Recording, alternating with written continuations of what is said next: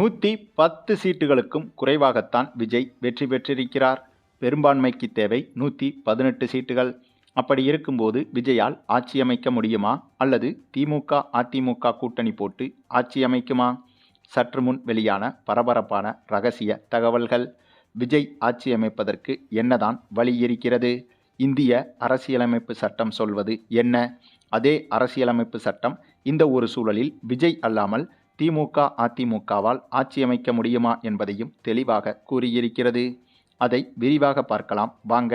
அதாவது தமிழக அரசியல் என்பது இப்போது புத்துயிர் பெற்றிருக்கிறது என்பதை அடித்து கூறலாம்.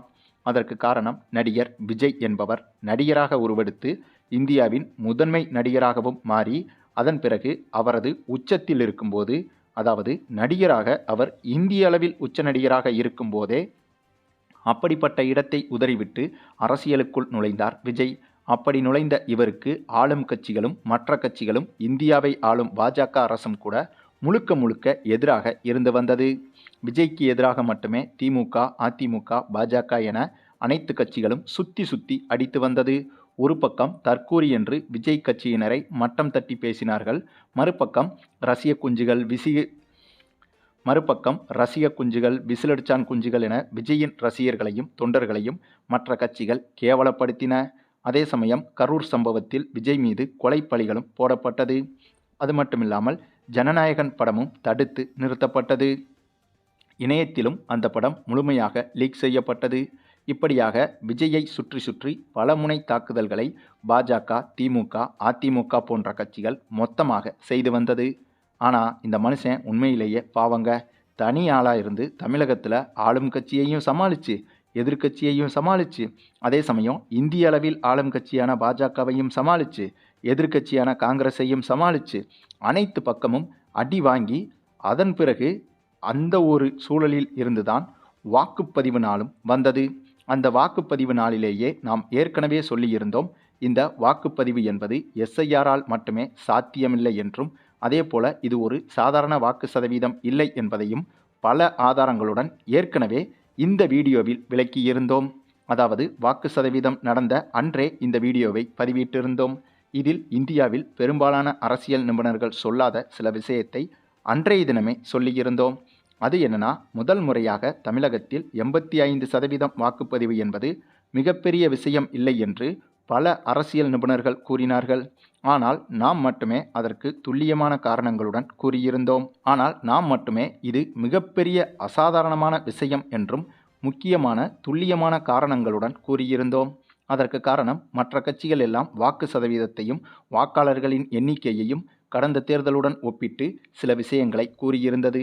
ஆனால் நாமோ இதுவரை ஒவ்வொரு தேர்தலிலும் எத்தனை மக்கள் வந்து வாக்களித்தார்கள் என்பதை தாண்டி, ஒவ்வொரு தேர்தலிலும் வாக்களிக்காமல் எத்தனை மக்கள் வாக்களிப்பதை தவிர்த்துவிட்டு இருந்தனர் என்பதை கணக்கிட்டு பார்த்தோம்.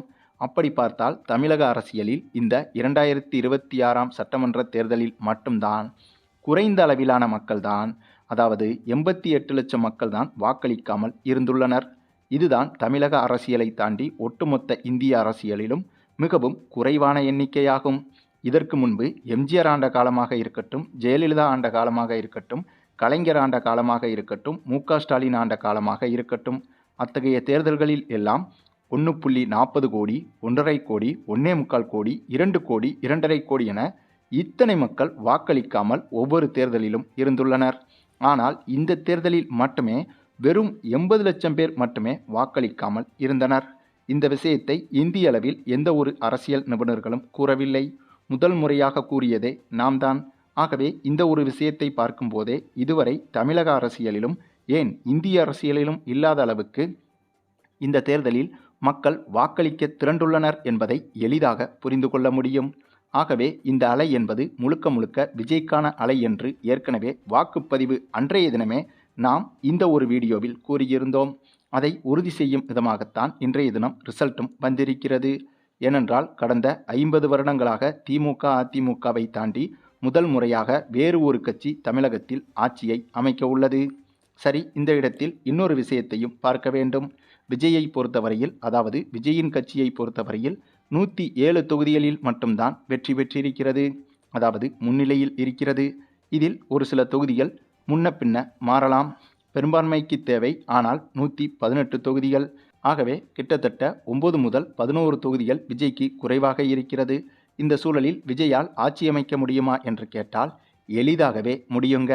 ஆமாங்க, இதற்கு இந்திய அரசியலமைப்பு சட்டம் விளக்கமாகவே சில கருத்துக்களை தெரிவித்துள்ளது. அது என்னன்னா, இந்திய தேர்தலில் விஜய் கட்சி திமுக அதிமுக கூட்டணி என இந்த 3 கூட்டணிகளும் பெரும்பான்மையை தொடவில்லை. அதாவது விஜய் கட்சியும் பெரும்பான்மையை தொடவில்லை, திமுக கூட்டணியும் தொடவில்லை, அதிமுக கூட்டணியும் தொடவில்லை. இந்த 3 கூட்டணிகளிலேயே அதிக தொகுதிகளை கைப்பற்றியது விஜய் மட்டும்தான். விஜய் கூட்டணி அல்லாத தனித்த கட்சி என்பதும் இந்த இடத்தில் குறிப்பிடத்தக்கது.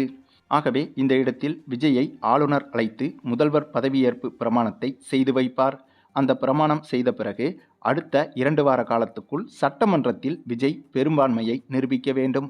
இப்படி ஒரு பெரும்பான்மையை நிரூபிப்பது என்பது மிகவும் எளிதான விஷயம்தான்.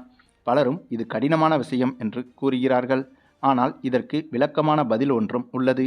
ஏனென்றால் பெரும்பான்மையை விஜய் நிரூபிக்க வேண்டுமென்றால் இன்னும் 11 எம்எல்ஏக்கள் கூடுதலாக விஜய் கட்சிக்கு சப்போர்ட் செய்தாலே போதும். அப்படி இருக்கும்போது இன்றைய தேர்தல் முடிவுகள் வருவதற்கு முன்பாகவே நேற்றைய தினமே விசிக கட்சியும், அதாவது திருமாவளவனும் கம்யூனிஸ்ட் கட்சிகளும் திமுகவுக்கு எதிரான சில கருத்துக்களை தெரிவித்திருந்தது. அதே சமயம் காங்கிரசும் நேற்றைய தினமே ஆட்சியில் பங்கு என்பதை மீண்டும் திமுகவிடம் வலியுறுத்தி பேசியிருந்தது.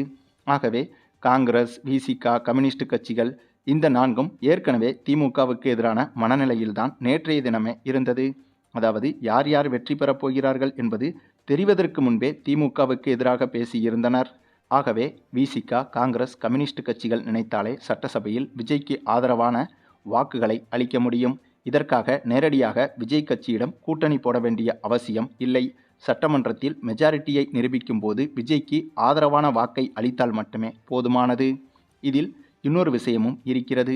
அது என்னன்னா, இது போன்ற சூழலில் 118 இடங்களுக்கு பதிலாக 115 இடங்களில் வெற்றி பெற்றாலே, அதாவது 115 இடங்களுக்கான வாக்குகளை சட்டமன்றத்தில் மெஜாரிட்டியாக காற்றிவிட்டாலே விஜயால் ஆட்சி அமைத்து விட முடியும்.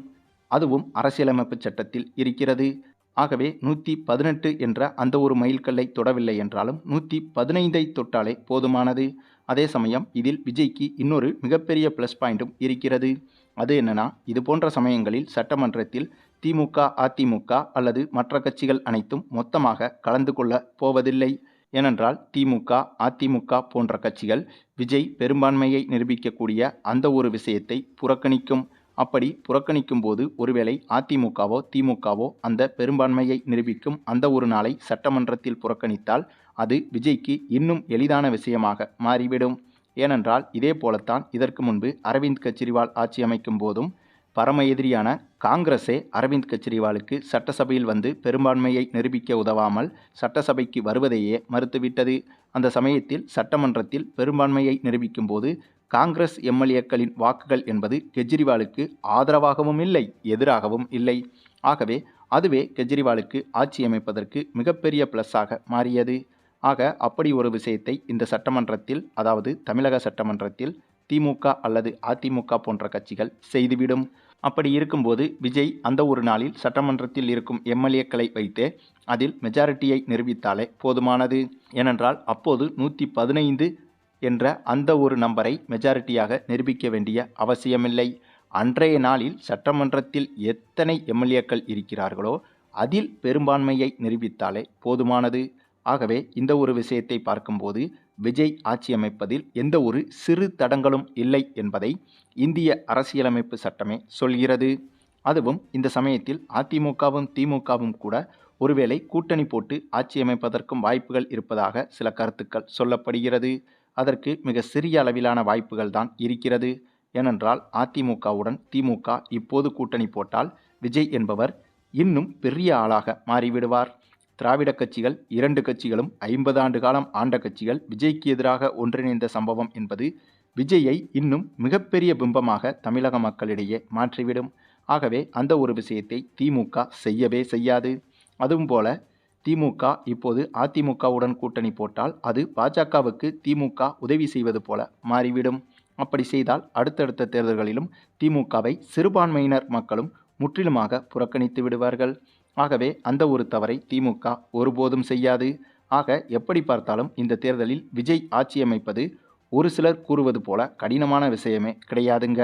விசிக, காங்கிரஸ் 2 கம்யூனிஸ்ட் கட்சிகள் வெளியிலிருந்து பெரும்பான்மையை நிரூபிக்கும் அந்த ஒரு நாளில் ஆதரவு வாக்குகளை அளித்தால் மட்டுமே போதுமானது. இதற்காக அந்தந்த கட்சிகள் திமுக கூட்டணியிலிருந்து வெளியேற வேண்டும் என்ற அவசியம் கூட கிடையாது. ஒருவேளை அப்படியே திமுக கூட்டணியிலிருந்து விலகி விஜய் கட்சியில் அந்தந்த கட்சிகள் இணைவதற்கும் வாய்ப்புகள் இருக்கிறது. அப்படி இணைந்தால் விஜய் கட்சியால் இன்னும் எளிதாகவே பெரும்பான்மையை சட்டமன்றத்தில் நிரூபித்துவிட முடியும். அதற்கு மற்றொரு உதாரணம், விஜய் கட்சி தொடங்கும் போதே ஆட்சியில் பங்கு என்பதை கூறியிருந்தார். ஆகவே அதை நம்பி விசிகாவும் காங்கிரசும் கம்யூனிஸ்ட் கட்சிகளும் கண்டிப்பாக விஜயை நோக்கி வரும். இதை நிரூபிப்பதைப் போல இன்றைய வாக்குப்பதிவின் போதே விஜயை காங்கிரஸ், விசிக, கம்யூனிஸ்ட் கட்சிகள் வாண்டடாக வந்து தொடர்பு கொண்டு பேசியுள்ளதாகவும் தகவல்கள் உள்ளது. ஏனென்றால் இதுபோன்ற சமயங்களில் ஆட்சியமைக்கக்கூடிய கட்சிதான் இதுபோன்ற சிறு சிறு கட்சிகளை தொடர்பு கொள்ளும். ஆனால் இன்றைய தினத்தில் அப்படியே தலைகீழாக மாறி விஜய்க்கு ஆதரவு கொடுக்க தாங்களே முன்வருவதாக விசிக, காங்கிரஸ் 2 கம்யூனிஸ்ட் கட்சிகள் பேசி வந்ததாகவும் சொல்லப்பட்டது. அதற்கு ஒரே ஒரு காரணம், விஜய் அறிவித்த ஆட்சியில் பங்கு என்ற அந்த ஒரே ஒரு விஷயம்தான். ஏனென்றால் ஆட்சியில் பங்கு என்ற விஷயத்தை பற்றி பேசவே கூடாது என்று திமுக அதனுடைய கூட்டணி கட்சிகளிடம் கராராக சொல்லியிருந்தது. ஆனால் விஜயோ தாராளமாக ஆட்சியில் பங்கு கொடுக்கிறேன் என்று கூறியிருந்தார். ஆகவே அந்த ஒரு விஷயத்தை அடிப்படையாக கொண்டு விஜய் கட்சியில் கம்யூனிஸ்ட், காங்கிரஸ், விசிக போன்ற கட்சிகள் வருவதற்கு பிரகாசமான வாய்ப்புகள் 100% இருக்கிறது. ஆக மொத்தம் இனிமேல் விஜயின் ஆட்சி அமைப்பதை எவராலும் தமிழகத்தில் தடுக்க முடியாது என்பதுதான் 100% நிதர்சனமான உண்மை. இதை தவிர்த்து இதற்கு புறம்பான செய்திகளை யாரேனும் சொன்னால் அதை யாரும் நம்ப வேண்டாம். சரி, இது குறித்த உங்களுடைய கருத்துக்களையும் கமெண்டில் தெரிவிங்க. மேலும் இந்த வீடியோ பிடிச்சிருந்தா லைக் பண்ணுங்கள், மற்ற அனைவருக்கும் ஷேர் பண்ணுங்கள். மறக்காமல் நம்ம சேனலை சப்ஸ்கிரைப் பண்ணுங்கள்.